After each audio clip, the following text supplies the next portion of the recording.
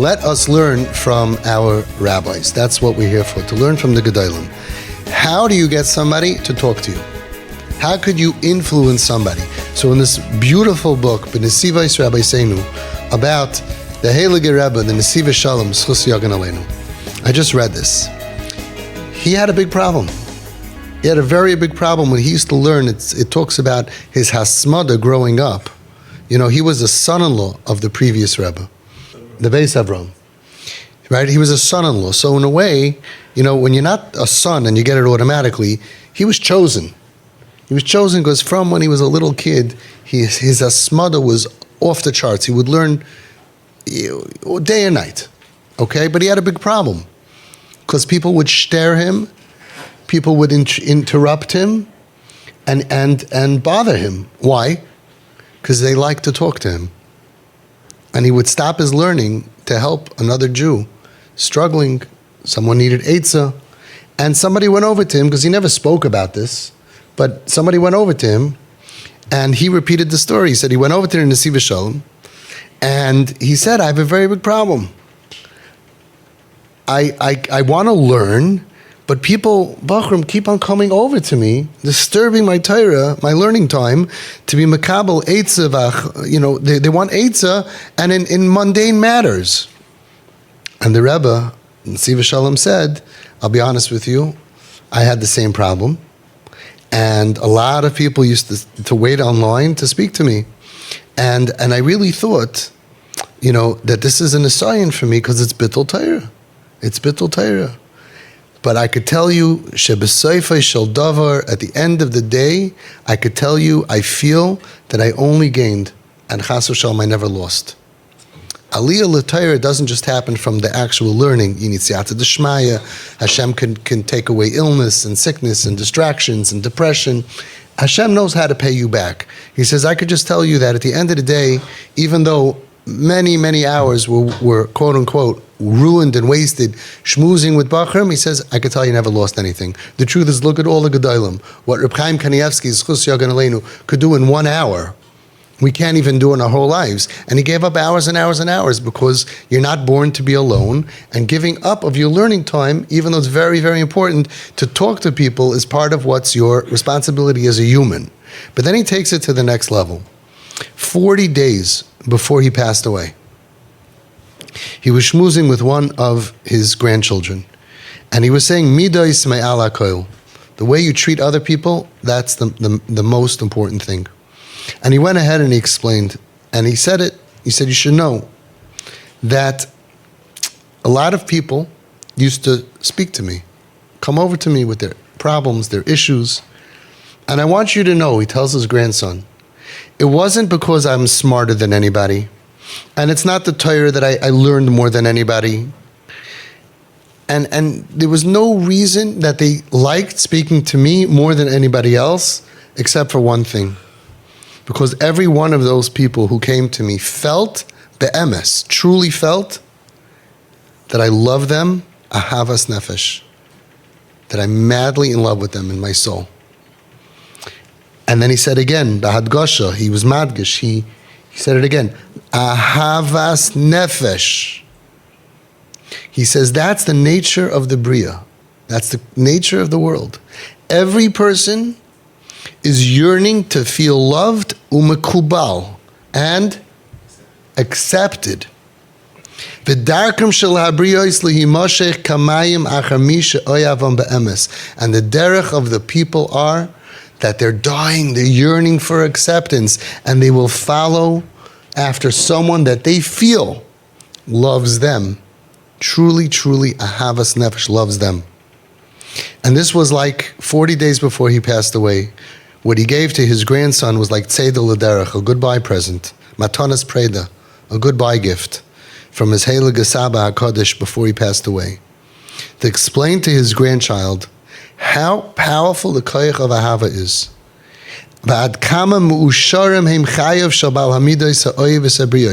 How wonderful the life is of those Baal Midas, those people with proper character traits that love people.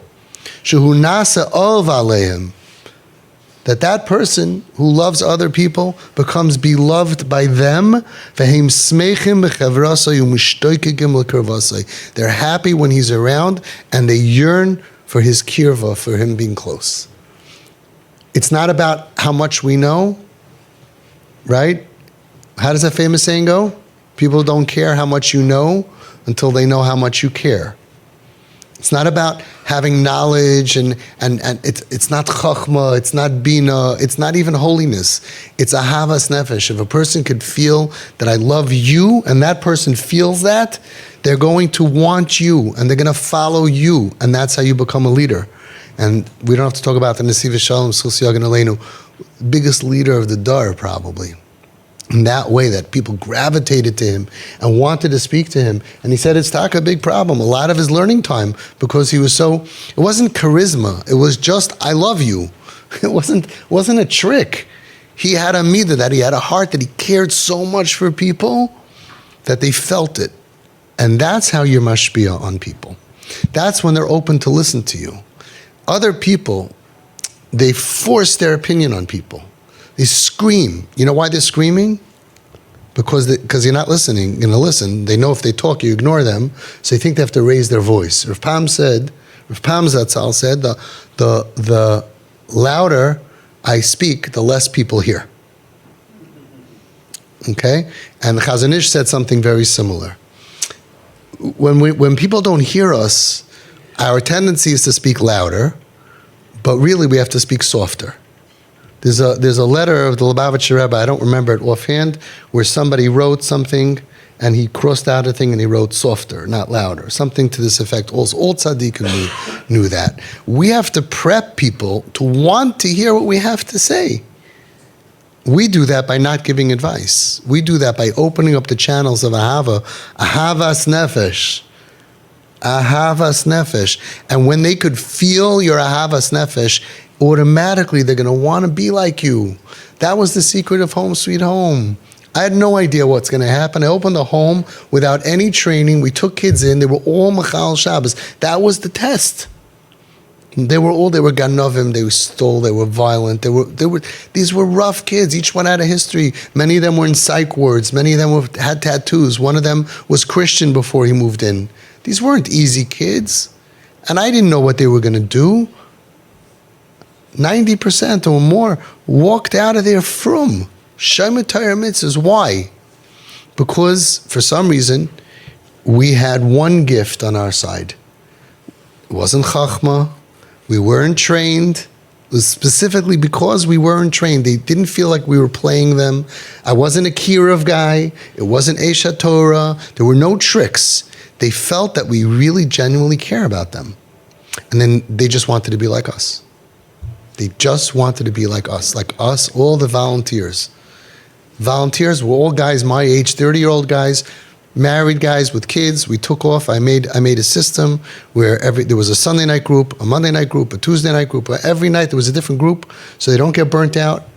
And the guys would tell me, from the Monday night guys, let's say, they said, you don't see hair grow. But from week to week, we only see them once a week, we notice a difference. And after a short period of time, they just wanted to be like us. Why? Ahavas nefesh. What words did you say to make them stop doing drugs and running after violence? Nothing. There was no therapist on staff. We had actually, for a short period of time, some of the years, we had the wonderful therapist Yaakov Solomon. Rabbi Yaakov Solomon came in. He used to walk in, Daddy's home. Bring a guitar, schmooze with them. It wasn't really therapy, and it was only for part of the time. And we were matzliach the other parts also. He added a lot though. Rabbi Yechmiel Milston came in also with a guitar for some parts. I tried adding certain things. There were years we had it, years we didn't. The success was because they felt not judged, and I genuinely like them. I don't know why. Hashem gave me a bracha. I like broken people that are I like kips. I like kids. I like off the derech kids. The on the derech people I'm not so crazy about. They have a certain chen. I don't have any expectation. I just want to help them. I just want to do chesed with them. Let me help you get a job. Let me set this up for you so you should be able to have a way back. And they felt it. They didn't believe it. They tested me like crazy. And I passed the test because I really didn't have an agenda. When they broke the rules, I wasn't surprised. These are rule breakers. Otherwise, you don't get in. I expected them to. I would sit down with them and say, so what are we going to do? And they'll be like, what do you mean, what are we going to do? You're going to throw me out. I'm like, there's no me and there's no you. There's you and there's a program. Now, what are we going to do about it? What are we going to do about it? You have to graduate the program. I didn't tell them this, but the truth is my success depended on them. When a Rebbe throws out a kid out of the class, he's a failure. When the Rosh Hashiva throws a kid out of the, means he failed for that kid. I couldn't lose kids because I didn't want to be a failure. I mean, it wasn't just about me. It was about them also. But it was like, what are we going to do? It's like, you're going to throw me out. Like, they would look at me like, don't you know how to be an adult? Have you never done this? Like, I've been thrown out of 6 yeshivas, 2 psych wards, 4 rehabs, my house 17 times, people who took me in. It's very easy. This is not complicated. I broke the rules. You throw me out. And I'm like, that's not happening. What are we going to do? And that's how they changed. When they break your rules, you have such a chance to prove your loyalty to them. I'm not throwing you out. Boy number 1 punched boy number 2 in the face. It didn't take very long. And that was one of the cardinal rules, because I can't have violence. It would be the Wild West. So I came to the house and I said, so you punched him in the face? I'm sure he deserved it. Could be. I have no way of knowing. But we said violence is out. So what's the reaction of somebody who's homeless and has a chance to be in a beautiful home, where we gave him a job and he was going to save up and he's going to be a wonderful person, and every night we took him out? It's like winning the lottery. And he messes up, and he knows he messes up, and you're here to remove him from the house. What's their reaction? Tell me. F you, drop dead. It's never, oh yeah, I feel so bad, I messed up. It's never that. I don't need this place. What do you think? I need this place. I can go to any AA meeting, and I could just say I need a place to stay. I slept on the couch in a studio apartment with a Chinese couple. I could sleep here. I could sleep on the floor. I don't need you. This kid slept on a Q train. This kid slept on an empty truck in Walmart. He wasn't going to say, wow, I have heat and air conditioning and you gave me everything and I screwed up. I'm so sorry. This is not the Brady Bunch. That doesn't happen. It's F you, drop dead, he's getting the stuff. He's cursing me out, right? Like, what did I do wrong? And I said, whoa, what's happening here? He's like, what do you mean what's happening here? It's like, you're throwing me out and I'm cursing you out. I said, but I'm not throwing you out. I said, you can't stay in the house because we had that rule and we have to but come to my house. I moved him into my house, into the guest room. I said, you'll still go to work every day. At night, you can't go out with the guys. You'll stay with me. We'll have fun at night. I'll take you out to eat and we'll do that. You're not losing me just because you can't be in the house. And all the volunteers who 20 years ago were normal, they'd be like, that's a punishment? I'm like, he doesn't need to be punished. He needs to learn that somebody is not going to drop him. He knows how to be punished. He needs to learn that I'm not dropping you. So he moved into my house, and after about a week, he said, I want to go back to that, to home sweet home. I'm like, no problem. No more hitting? No more hitting. You going to apologize?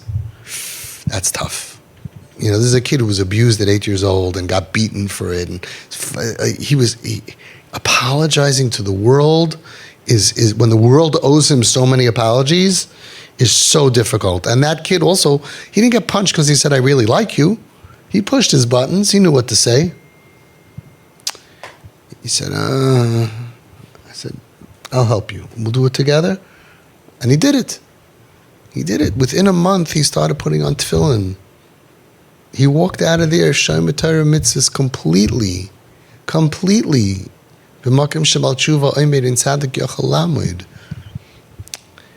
These are our tools. This is just what we have to focus on.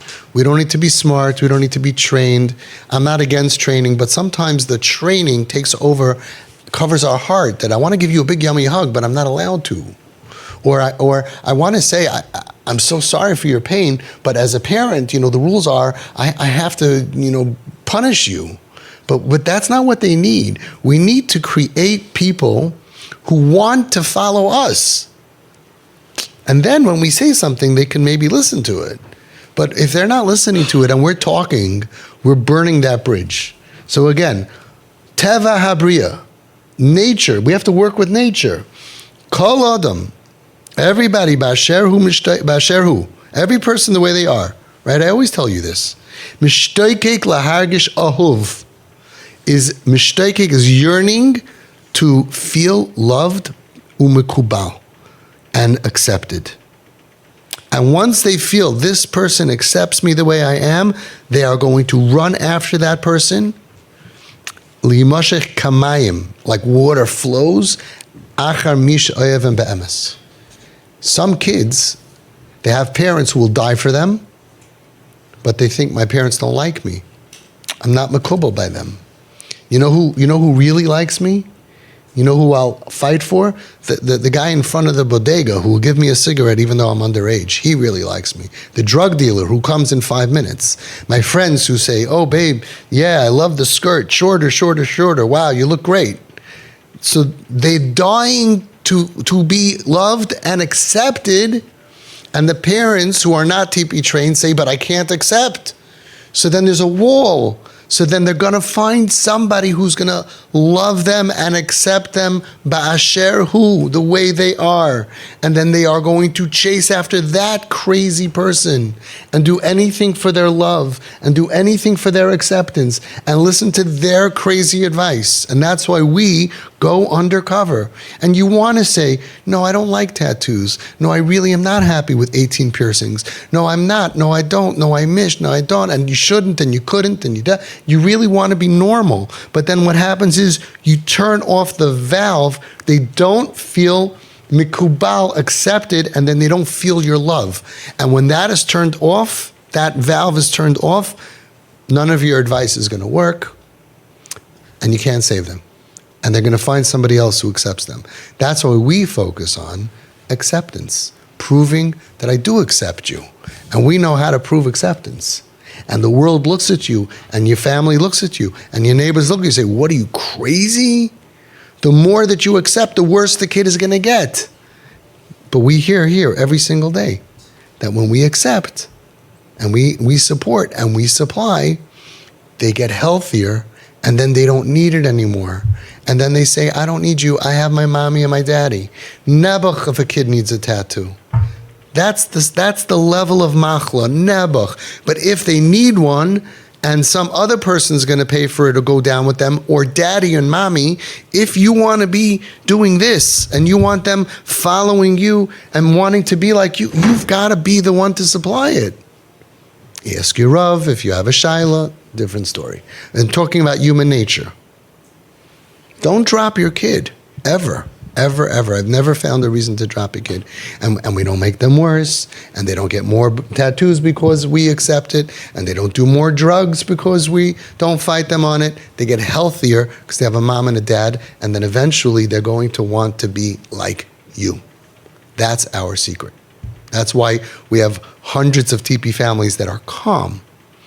And the new families will testify because you're on the fence. You still remember what it was like, and it's still like, the chaos, and you would do anything to get rid of the chaos, correct? You would give a kidney.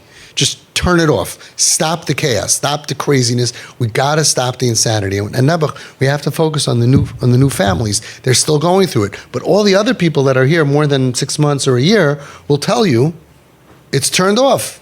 There's no chaos. Kid is dysfunctional. Kid has problems. It does cost money.